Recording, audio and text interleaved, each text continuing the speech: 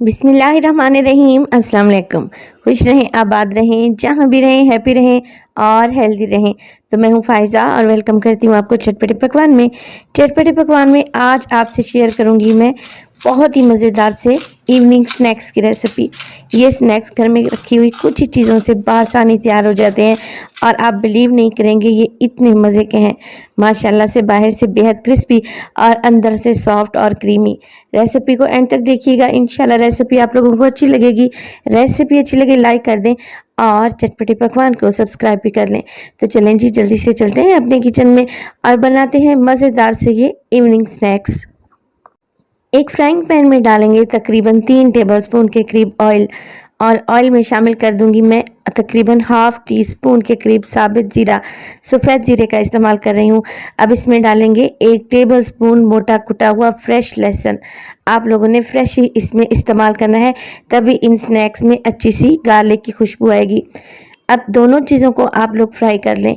Garlic को इतना fry करें कि इसका कलर लाइट गोल्डन हो जाए और यहाँ पे देखें अच्छे से ये कलर आ चुका है गार्लिक पर।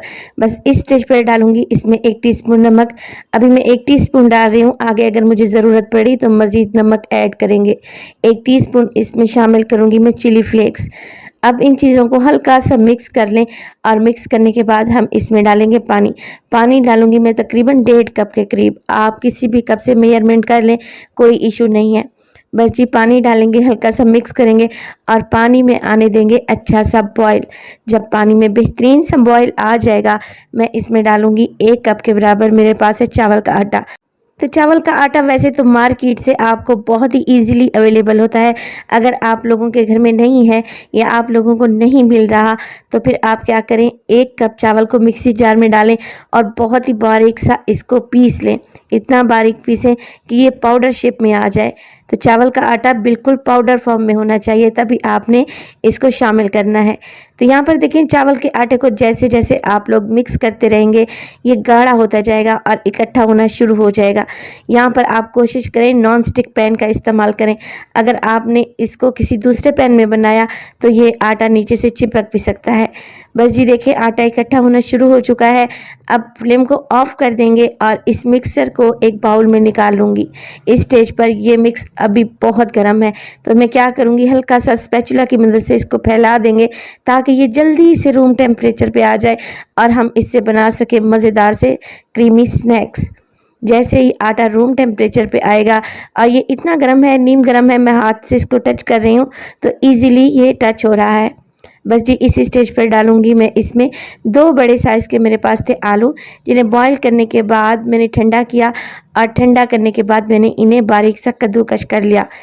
इसके अलावा इसमें डालेंगे 3 से 4 टेबलस्पून हरा धनिया और अब इसमें शामिल करें 3 टेबलस्पून कॉर्न स्टार्च या फिर कॉर्नफ्लोर, जो इन सब चीज़ों को बाइंड कर देगा।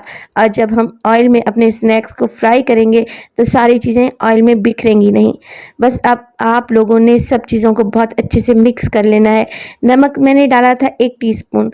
आप इस स्टेज पर नमक को हल्का सा चेक करें, अगर नमक की मिकदार आपको कम लग रही है तो मज़ीद भी ऐड कर सकते हैं। जब अच्छी सी डो तैयार हो जाएगी, सब चीज़ों को मिक्स करने के बाद मज़ीद इसको 1 से 2 मिनट के लिए गूंदेंगे तो ये मिक्सचर हल्का सा चिपचिपा होगा, आपके हाथों पर चिपकेगा, लिहाजा हाथों पर हल्का सा ऑयल लगाएं और इस बैटर को बिल्कुल स्मूथ गूंद लें जैसे आटे को गूंदते हैं। जैसे ये अच्छा सा स्मूथ हो जाएगा, हम इसके बॉल्स तैयार कर लेंगे, जैसे मीट बॉल बनाते हैं या फिर कोफ्ते तैयार करते हैं, बिल्कुल उसी साइज़ का आपने मिक्स उठाना है और हाथों पर हल्का सा ऑयल लगाने के बाद आपने इसको राउंड शेप में घुमा लेना है और एक छोटी सी बॉल तैयार कर लेनी है। देखिए कुछ इस तरीके से। अब हमने क्या करना है, इस बॉल को रखना है काउंटर पर और अब हम इसके साथ एक मज़ीद बहुत ही मज़ेदार सा काम करेंगे। मेरे पास है यहाँ पर पकोड़े फ्राई करने के लिए एक चम्मच, जो कि हर घर में इजीली अवेलेबल होता है। अब इस चम्मच की बैक साइड पे भी मैं हल्का सा ऑयल अप्लाई कर दूंगी ताकि ये हमारे मिक्सचर को चिपके ना। ऑयल अप्लाई करें और इसको रख दें जो बॉल हमने बना के रखी है उसके बिल्कुल सेंटर में और हल्के हाथों से आपने प्रेस करते जाना है। बहुत ज़्यादा प्रेस नहीं करना और बहुत ज़्यादा आपने नीचे तक भी नहीं इसको लेके जाना। जैसे ही इस पर हल्के से डिज़ाइन क्रिएट हो, मोटिव बन जाए, आपने बहुत ही हल्के हाथों से चम्मच को दोबारा से उठा लेना है। देखिए माशाल्लाह से कितने ज़बरदस्त से हमारे स्नैक्स तैयार हो गए हैं और कोई कह ही नहीं सकता कि आपने इसको किस तरीके से क्रिएट किया है, यानी कि आपने इसको पकोड़े तलने वाले चम्मच से क्रिएट किया है। तो ज़बरदस्त स्नैक्स को तलने के लिए ऑयल को मैंने पहले गर्म करने रख दिया था। यहाँ पर ऑयल का टेम्परेचर हमने मीडियम टू हाई ही रखना है। एक छोटी सी गोली डालकर देखेंगे और यहाँ पर ऑयल का टेम्परेचर एकदम परफेक्ट है। 1 बाय 1 करके हमने सारे स्नैक्स को डाल देना है और एक वक्त में 4 से 5 डालें, ज़्यादा भर भर के आपने शामिल नहीं कर देने, वरना ये आपस में चिपक जाएंगे। तो ऑयल इस टाइम पर अच्छा खासा महंगा चल रहा है, मगर आप लोगों ने परेशान बिल्कुल भी नहीं होना, क्योंकि ये ज़्यादा ऑयल ऑब्जॉर्ब नहीं करेंगी और ऑयल बिल्कुल भी ख़राब नहीं होगा। देखें ऑयल में ये ज़रा भी नहीं बिखरे। और आप लोगों ने क्या करना है, इन स्नैक्स को फ्राई करने के बाद ऑयल को छान कर रख दें और किसी दूसरी डिश में आप इसको बहुत ही ईजीली यूज़ कर सकते हैं। तो यहाँ पर देखें एक साइड से जब ये स्नैक्स हल्के से गोल्डन हो गए तो इनकी साइड को मैं चेंज कर दूंगी और दूसरी साइड से भी इन्हें इसी तरीके से गोल्डन होने दूंगी।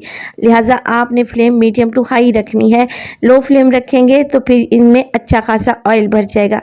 बस जी देखें कितने करारे क्रिस्पी और बहुत ही आसान से हमारे इवनिंग स्नैक्स तैयार है।